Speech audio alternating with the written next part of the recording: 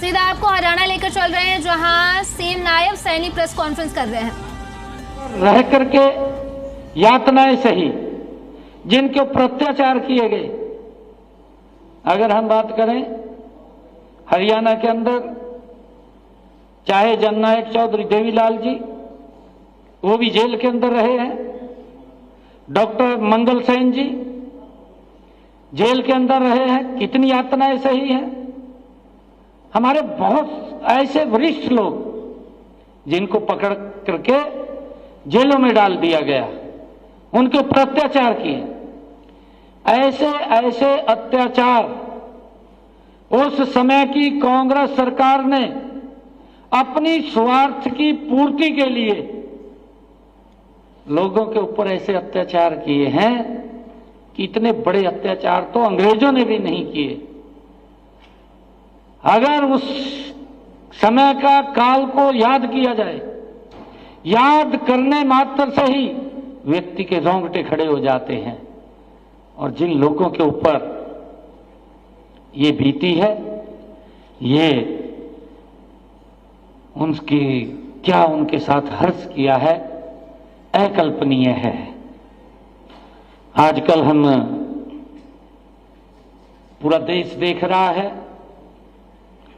कि कुछ लोग जो संविधान की सुरक्षा की बात करते हैं, जो उस पवित्र संविधान की किताब हाथ में लेकर के जगह जगह घूम रहे हैं, और जो इस प्रकार का दुष्प्रचार और पाखंड कर रहे हैं कि संविधान बचाना है, संविधान बचाने के लिए स्थान स्थान के ऊपर बुक उठा करके घूम रहे हैं। ऐसे जो पाखंड करने वाले लोग हैं, जिन्होंने आज तक भी उस पवित्र संविधान का सम्मान नहीं किया, जो आजादी के बाद हमारे रणबांकुरों ने इस पवित्र संविधान को दिया है, वे ही लोग जो उस पवित्र संविधान की बुक को उठा करके जगह जगह घूम रहे हैं, वे डॉक्टर भीमराव अंबेडकर, भारत रत्न बाबा साहेब जी के लिखे हुए संविधान को आज खतरे में बता रहे हैं। जिन लोगों ने आज तक ना संविधान का सम्मान किया, ना डॉक्टर भीमराव अंबेडकर जी का सम्मान किया, अगर जिन लोगों ने 3-4 पीढ़ियां आप देख लीजिए, अगर सम्मान सिर्फ किया है तो अपने परिवार का किया है, ना देश का सम्मान, ना देश के लोकतंत्र का सम्मान, ना हमारी संवैधानिक पीठों का सम्मान। जो कांग्रेस के डीएनए के अंदर शुरू से है, आज तक वही डीएनए उनके खून के अंदर है। वो ना तो संविधान का सम्मान कर रहे हैं, ना संवैधानिक संस्थाओं का सम्मान कर रहे हैं। आज भी अगर आप लोग देखेंगे, महामहिम राष्ट्रपति महोदय हमारी संवैधानिक पीठ है, महामहिम उपराष्ट्रपति महोदय हमारी संवैधानिक पीठ है, हमारा लोकतंत्र का मंदिर संसद भवन, हमारा संसद के अंदर अध्यक्ष महोदय, हमारे कोर्ट्स, हमारे प्रधानमंत्री का जो पद है उसका भी अपमान। एक भी ऐसा कोई भी विषय नहीं छोड़ रहे जिसके अंदर इस पवित्र संविधान का सम्मान कांग्रेस ने किया हो। उन्होंने अपनी स्वार्थ सिद्धि के लिए, कांग्रेस पार्टी किसी भी हद तक नीचे जा सकती है, उसका उदाहरण 25 जून 1975 को देश के लोगों के सामने देखने को मिला है। क्या हालत किया है। 1 लाख से ज्यादा लोगों को किस प्रकार से पकड़ करके उनकी नसबंदी कर दी गई। ये वही काला दौर था। अरे जो लोग इस पवित्र लोकतंत्र को बनाने का काम करते हैं उनके ऊपर ही अत्याचार किए, लोग भूलते नहीं हैं। इस पवित्र संविधान के 50 वर्ष पूरे हुए हैं। संविधान हत्या दिवस के रूप में ये इसीलिए मनाया जा रहा है ताकि आने वाली पीढ़ियों के, आने वाले हमारी जनरेशन को उस बात के बारे में जानकारी हो, ताकि उस दौर से दोबारा न गुजरा जा सके। जिन लोगों ने के राजनीतिक पूर्वजों ने देश पर तानाशाही थोपी हो, प्रेस का गला घोट दिया हो, नेताओं को जेलों में डाल दिया हो और जबरन नसबंदी कर दी हो, वे आज किस मुंह से आज बोल रहे हैं कि संविधान और लोकतंत्र के रक्षक होने की वो दुहाई दे रहे हैं। आज जनता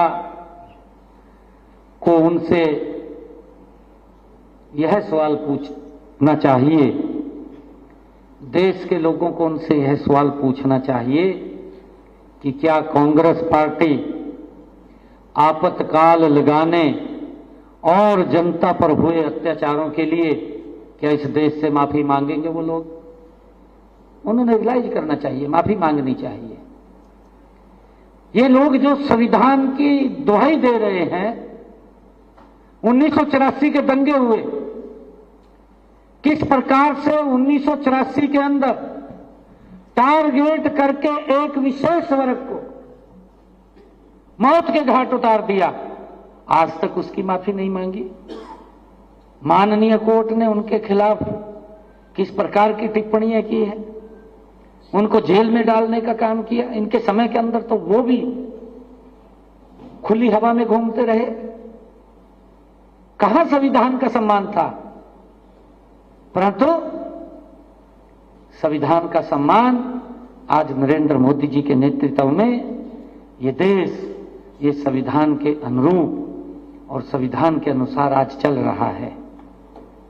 मैं ये कहना चाहता हूं, उन्हें लोकतंत्र पर भाषण झाड़ने से पहले लोकतंत्र की हत्या के पाप को स्वीकार करना चाहिए। जो व्यक्ति पवित्र संविधान की बुक उठा करके जगह जगह घूम रहे हैं, उनको संविधान की, लोकतंत्र की हत्या के पाप को स्वीकार करना चाहिए कि हमने पाप किया था। करना चाहिए, उसमें क्या है? जो गलती की है उसको स्वीकार करना चाहिए और देश से माफी भी मांगनी चाहिए, क्योंकि उन लोगों को अपनी गलती भी, हमने गलती की है, अपने स्वार्थ के लिए की है, देश से माफी मांगनी चाहिए। आज तक नहीं माफी मांगी, 84 के दंगों की भी नहीं मांगी, और संविधान हत्या की तो कैसे माफी मांगेंगे? 1975 के अंदर पूरा देश फिर गुलामी की जंजीरों में जकड़ दिया था, कितने अत्याचार किए थे। मुझे तो जो वो चलते हैं संविधान की बुक लेकर के, उनका संविधान बचाओ का नारा केवल राजनीतिक अवसरवादिता और सत्ता की भूख का प्रतीक होता है। उनको तो सत्ता की भूख है, सत्ता मिल जाए, और सत्ता के लिए वो उस पवित्र संविधान की बुक को उठा करके घूम रहे हैं। संविधान को खतरा, संविधान को खतरा नहीं है। अरे आपकी 4 पीढ़ियों ने देश के ऊपर शासन किया है, 4 पीढ़ियों ने शासन किया है, कांग्रेस समाप्त हो चुकी है। संविधान को खतरा नहीं है, कांग्रेस को खतरा है। यह इनको सत्ता की भूख लगी हुई है, इस प्रकार का दुष्प्रचार तभी ये कर रहे हैं। और जब अगर हम देखें, देश के यशस्वी प्रधानमंत्री नरेंद्र मोदी जी के कुशल नेतृत्व में संविधान को सर्वोपरि मान करके सबका साथ, सबका विश्वास, सबका विकास, सबका विश्वास और सबका प्रयास की लोकतांत्रिक भावना पर यह देश चल रहा है। हम सब देख रहे हैं। हमारा हर कदम संविधान को मजबूत करने वाला है। देश के यशस्वी प्रधानमंत्री एक एक कदम भी रखते हैं, हमारा संविधान मजबूत होता है। माननीय प्रधानमंत्री जी ने कहा भी है कि हम अपने लोकतांत्रिक आदर्शों को सर्वोपरि मानते हैं, अपने संविधान को सर्वोपरि मानते हैं, इसलिए हम 25 जून को कभी नहीं भूल सकते। उन्होंने यह भी कहा